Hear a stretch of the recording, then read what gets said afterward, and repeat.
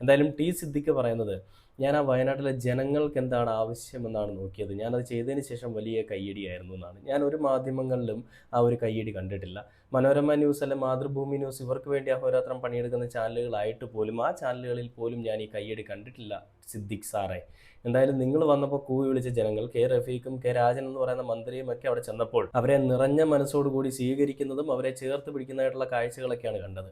അതിൽ 200 അല്ലെ 300 പേര് മാറ്റി വോട്ട് കുത്തിയിട്ടുണ്ടെങ്കിൽ ആ 300 400 പേര് അല്ലെ 200 പേരൊക്കെ എന്തോ അധികാരമോഹം എന്ന് പറയാൻ പറ്റില്ല, എന്തോ കൂടുതലായിട്ട് കിട്ടുമെന്ന് പ്രതീക്ഷിച്ചിട്ടാണ് ചെയ്തിരിക്കുന്നത്.